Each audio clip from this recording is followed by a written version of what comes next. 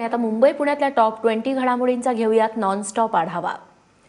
केंद्रीय अर्थमंत्री अरुण जेटली आज मुंबईच्या दौऱ्यावरती येणार आहेत। यावेळी शेतकरी कर्जमाफी आणि जीएसटी वरती चर्चा होण्याची शक्यता आहे। शेतकऱ्यांच्या कर्जमाफीच्या मुद्द्यावरून अधिवेशन देखील गाजलं होतं, त्यामुळे केंद्रीय अर्थमंत्री अरुण जेटली यांचा या दौऱ्याकडे सगळ्यांचंच लक्ष असणार आहे। केंद्रीय अर्थमंत्री अरुण जेटली जीएसटी वरती देखील काय चर्चा करणार हे देखील पाहणं महत्त्वाचं ठरेल। प्राप्तिकर विवरणपत्र आणि पॅन कार्ड नंतर आता मोबाईल क्रमांकासाठी देखील आधार कार्ड सक्तीचं करण्याचा निर्णय होण्याची शक्यता आहे। या पार्श्वभूमीवरती दूरसंचार मंत्रालयानं सर्व मोबाईल सेवा पुरवठादारांना नोटीस धाडली आहे। कंपन्यांच्या सर्व प्रीपेड पोस्टपेड मोबाईल ग्राहकांचे KYC तपासण्याविषयी नोटिशीत नमूद करण्यात आलंय। यासाठी कंपन्यांना 6 फेब्रुवारी 2018 पर्यंतची मुदत देण्यात आली आहे। या प्रक्रियेदरम्यान ग्राहकानं आधार कार्डचा क्रमांक सांगितला नाही तर त्याचा मोबाईल क्रमांक बंद करण्यात येणार आहे। 1 एप्रिलपर्यंत सुट्ट्या न घेता बँकांचं कामकाज सुरू ठेवा असे आदेश सर्व एजन्सी बँकांना रिझर्व्ह बँकेनं दिलेले आहेत। सर्व सरकारी बँका आणि काही खासगी बँकांचा एजन्सी बँकांमध्ये समावेश होतो। मात्र सुट्ट्यांच्या काळात बँका सुरू असल्या तरी आपले वैयक्तिक व्यवहार या काळात करता येणार नाहीत।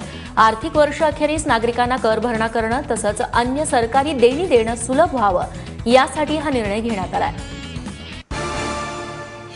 नवी मुंबईच्या आयुक्तपदावरून तडकाफडकी बदली करण्यात आलेल्या तुकाराम मुंढेंच्या हाती PMPML म्हणजेच पुणे महानगर परिवहन महामंडळाचा कारभार सोपवण्यात आलाय।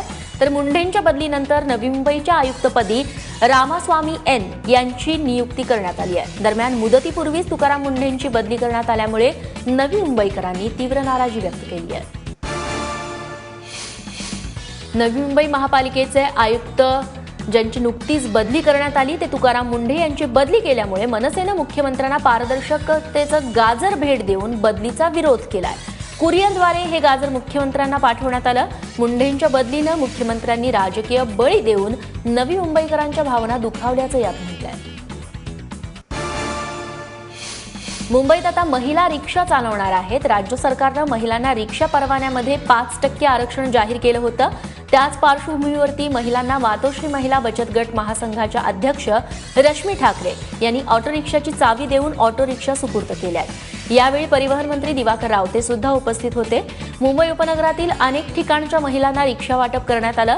8वी पास ते पोस्ट ग्रॅज्युएट असं शिकलेल्या महिला आता चूल आणि मूल सांभाळून रिक्षा देखील चालवताना दिसतील। पुणे ते दौंड लोकल सेवेचं गेल्या 40 वर्षांपासूनचं स्वप्न अखेर प्रत्यक्षात आलंय। कोल्हापुरातून व्हिडिओ कॉन्फरन्सिंगद्वारे केंद्रीय रेल्वे मंत्री सुरेश प्रभू यांनी पुणे दौंड लोकल ट्रेनचं उद्घाटन केलं। ही लोकल विजेवरती चालणारी नसून डिझेलवरती चालणारी डेमो ट्रेन असणार आहे। सध्या दिवसाला या लोकलच्या 4 फेऱ्या होणार आहेत। पुण्याहून दौंडसाठी सकाळी 10:30 वाजता आणि दुपारी 2:15 वाजता ही लोकल सुटेल, तर दौंडहून पुण्यासाठी दुपारी पाऊण वाजता आणि 4:15 वाजता लोकल असेल। तसंच यानंतरच्या काळात ही लोकल सेवा बारामतीपर्यंत वाढवण्याची शक्यता आहे। ऐन उन्हाळ्यात मुंबईतल्या पहिल्या AC लोकलची चाचणी पार पडली। सेंट्रल रेल्वेच्या ठाणे ते टिटवाळा या मार्गावरती AC लोकलची पहिली चाचणी घेण्यात आली। या चाचणीमुळे मुंबईकरांचा थंडगार प्रवास होणार आहे तो आता त्याच्या आशा पल्लवीत झाल्यात। सुमारे 55 कोटी रुपये खर्चून तयार झालेली ही लोकल वर्षभरापूर्वी कुर्ला कारशेडमध्ये पोहोचली होती। मात्र सॉफ्टवेअरमध्ये येत असलेले अडथळे आणि जास्त उंची यामुळे ही लोकल कारशेडमध्येच उभी राहिली होती। अखेर काल ही चाचणी पार पडली आहे। ठाण्यातील कळवा स्टेशनवरती एका महिलेनं मुलाला जन्म दिला। रेखा निषाद असे या महिलेचं नाव आहे। कोपर इथून कळव्यातील शिवाजी हॉस्पिटलमध्ये प्रसूतीसाठी येत असताना ही घटना घडली। ट्रेनमधून प्लॅटफॉर्मवरती उतरत असताना रेखा निषाद यांना प्रसूती वेदना सुरू झाल्या। तिथं असलेल्या आयो वर्षा गायकवाड आणि एक होमगार्ड यांनी त्यांना पुरेपूर मदत केली। याच ठिकाणी त्यांची प्रसूती करण्यात आली। त्यानंतर त्यांना शिवाजी हॉस्पिटलमध्ये दाखल करण्यात आलं। आता ही महिला आणि मुलगा दोन्हीही सुखरूप आहेत। कल्याण डोंबिवली महापालिकेच्या 2 नगरसेवकांच्या समर्थकांमध्ये पालिका आवारातच राडा झाला। महासभा असल्यानं सर्वपक्षीय नगरसेवक पालिकेत जमा झाले होते। त्यावेळी नगरसेवक कुणाल पाटील आणि महेश गायकवाड यांचे समर्थक एकमेकांशी भिडले। पोलिसांनी वेळीच केलेल्या हस्तक्षेपामुळे पुढचा मोठा अनर्थ टळला। कुणाल पाटील आणि महेश गायकवाड दोन नगरसेवकांच्या समर्थकांमध्ये गेल्या काही दिवसात झालेला हा तिसरा राडा आहे. प्रेक्षकांच्या पसंतीला उतरलेला द कपिल शर्मा शो बंद होण्याच्या मार्गावर आहे. कारण मोठ्या सेलिब्रिटींनी कपिल शर्माच्या शोमध्ये येण्यास नकार दिल्याचं कळतंय.